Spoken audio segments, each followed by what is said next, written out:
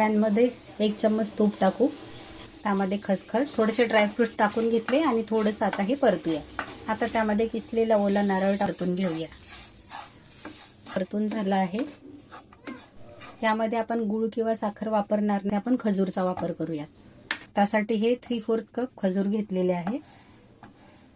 असं यामध्ये मिक्स करून घेऊया. खजूर छान असा हा खोबऱ्यासोबत मिक्स झाला आहे. त्यामध्ये जायफळ पावडर टाकून वेलची मिक्स करून घेऊ. खजूर खोबऱ्याचं मिश्रण आपलं तयार झालेलं आहे. आता गॅस बंद करू आणि हे काढून घेऊया. सारण रेडी आहे. त्यासाठी गव्हाचं पीठ मळून घेतलेलं आहे. आज आपण मोदक गव्हाच्या पिठाचे करूयात. थोडंसं पीठ लावून एक पारी लाटून घेऊ. तर त्याला कळ्या पाडून घेऊया. जसं आपण तांदळाच्या मोदक करताना करतो तशाच कळ्या पाडून घ्यायच्या आहे. आता यामध्ये सारण भरून घेऊ.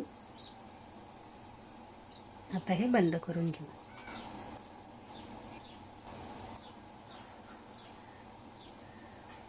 सर्व मोदक आपले तयार करून झालेले आहेत. तूप गरम करायला ठेवले आहे. मोदक तळून घेऊया. मीडियम फ्लेमवरती लालसर होईपर्यंत छान तळून घेऊया. काढून घेऊया. सर्व मोदक तळून घेऊया.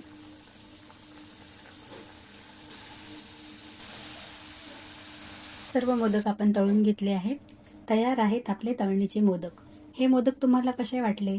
आवडले असल्यास माझ्या व्हिडिओला लाईक करा, शेअर करा, सबस्क्राईब करा. थँक्यू.